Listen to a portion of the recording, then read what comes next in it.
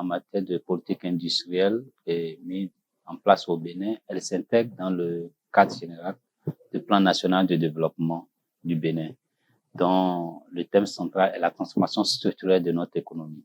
Lorsqu'on parle de transformation structurelle, c'est d'investir dans les secteurs à moindre valeur ajoutée vers les secteurs à forte valeur ajoutée, c'est-à-dire le secteur de la transformation. C'est un axe très important dans le plan de développement national. Donc, il est question, n'est-ce pas, de mettre en place, de créer les conditions pour favoriser la transformation des produits, notamment des produits du secteur agricole. Il y a un certain nombre de produits phares qui ont été identifiés, que ce soit le coton, l'ananas, l'anacade, etc.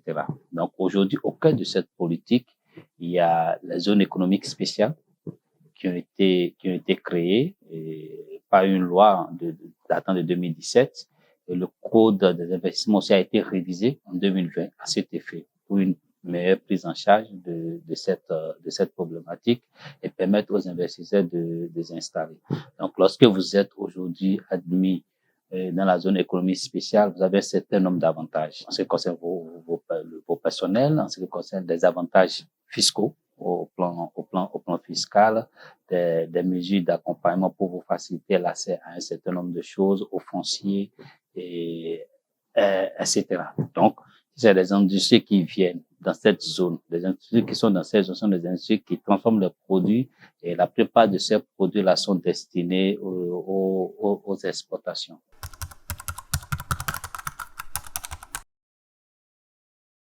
C'est déjà de mettre en place des mesures incitatives. Et ces mesures prennent plusieurs formes, du financement jusqu'à la formation des entreprises. Encourager les startups. Là, il y a une loi qui est en cours pour pouvoir organiser l'environnement des startups. Aujourd'hui, vous savez, par le passé, au Bénin, il y a eu plusieurs structures qui prennent en charge l'accompagnement des PME et PME.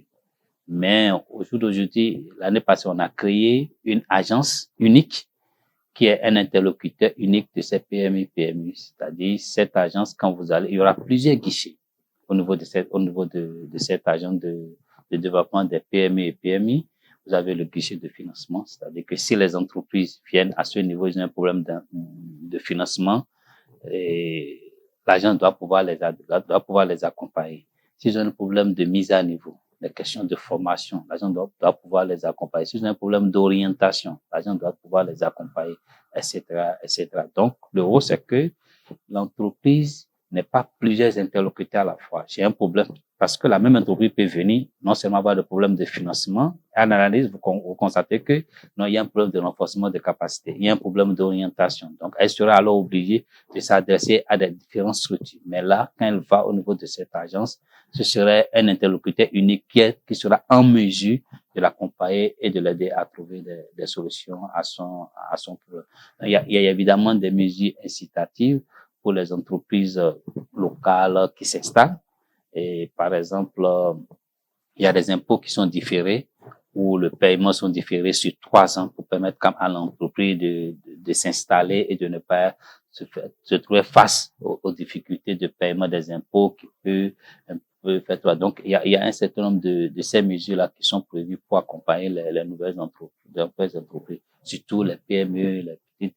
Faut aussi dire qu'il y a une réorganisation de l'ensemble des secteurs. Quand vous prenez l'artisanat aujourd'hui, on vient d'installer la chambre de l'artisanat et des métiers totalement réorganisée pour pouvoir prendre en charge les défis qui sont les dans ce secteur-là. La chambre de commerce et d'industrie aussi a été réorganisée pour vraiment une prise en charge, accompagner les entreprises dans le secteur de l'industrie et du commerce.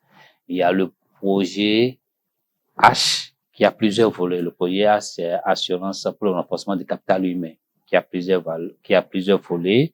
Vous avez le volet financement qui accompagne les entreprises, qui met en place il y a le volet formation, parce qu'une fois qu'on met en place les financements, il faut pouvoir accompagner les entreprises, les aider à mieux gérer ces ressources, accompagner évidemment les petites surtout les petites entreprises, les bonnes dames, etc. Donc, il y a un certain nombre de programmes qui sont vraiment mis en place pour pouvoir mieux adresser cette politique d'industrialisation du pays.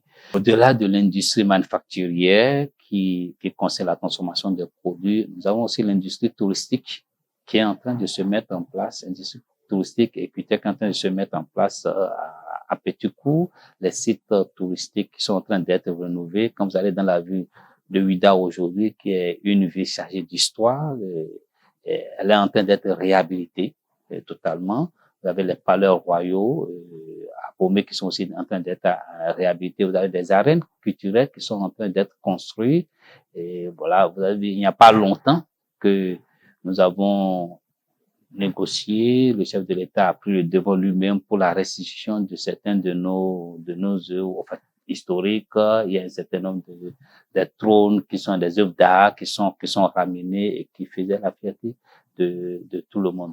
Quand vous allez à Cotonou aujourd'hui, il y a cette place qui est à l'attraction de tous aujourd'hui, la place de l'Amazone, qui est une gigantesque et qui rentre dans cette vision de l'industrie touristique aussi.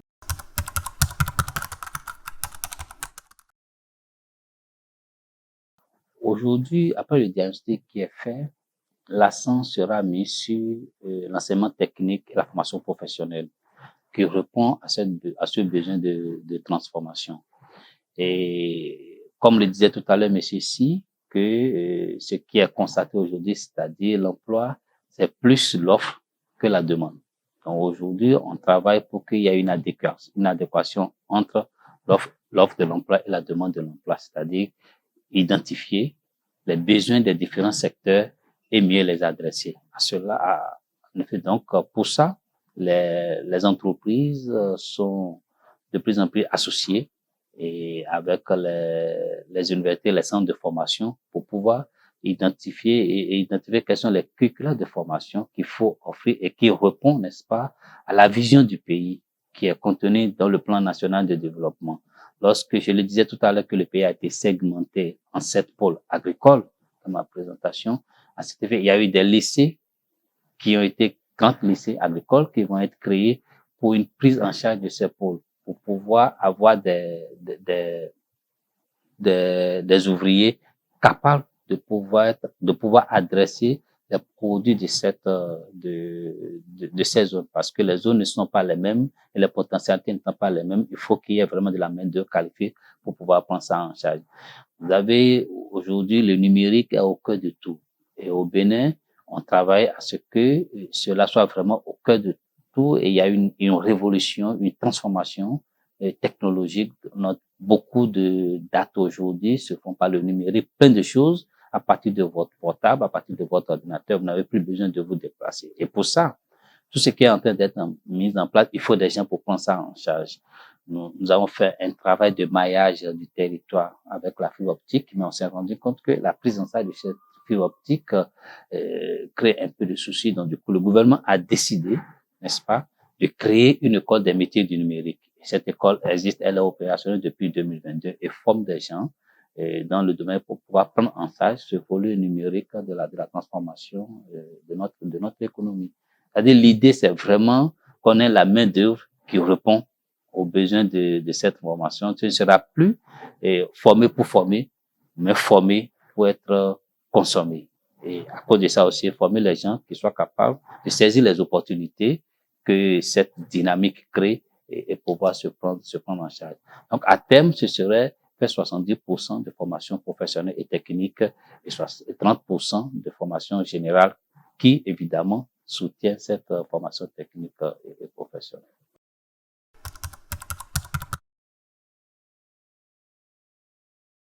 C'est déjà de créer de la valeur ajoutée, de passer d'une économie je dirais, de matières premières brutes, à une économie de transformation. Donc, vraiment aller vers la transformation de la structure de notre économie. Que l'agriculture devienne ce secteur qui pourvoit de la matière première et qu'on ait un secteur secondaire qui ressemble un peu à ce que nous observons dans les pays émergents aujourd'hui. Quand vous prenez un pays comme la Chine, qui a une structure d'économie qui était à peu près la nôtre dans les années 70, Aujourd'hui, vous avez la structure de l'économie a évolué. Vous avez un secteur industriel qui est devenu très important, et alors que dans les années 70, c'était le secteur agricole qui était important. Ce qui ressemble à nos structures, la plupart de nos économies aujourd'hui. Donc, l'idée, c'est vraiment aller ça. L'autre chose, c'est la création de l'emploi. La création de l'emploi et permettre aux gens de trouver, parce que s'il y aura de la transformation, ça va faire appel à une main d'œuvre, ça va faire appel à du travail. Et ça, on crée les conditions aussi pour former les gens qui peuvent être consommés dans ces industries. Et à terme, améliorer évidemment les conditions de vie de la population. Parce que toute politique aussi, à terme, c'est d'assurer le bien-être de la population. Si on a de l'emploi, on a les moyens, on peut consommer. Et si on consomme, on peut relancer l'économie. Il y a d'autres activités qui seront autour de ces industries-là, qui vont créer des activités génératives de revenus à d'autres secteurs, le commerce, la restauration, l'hôtellerie, etc. Donc, l'idée, c'est vraiment de consolider la dynamique économique actuelle du pays, améliorer maintenir le niveau de croissance qui permet de créer de l'emploi et de la richesse et assurer le bien-être.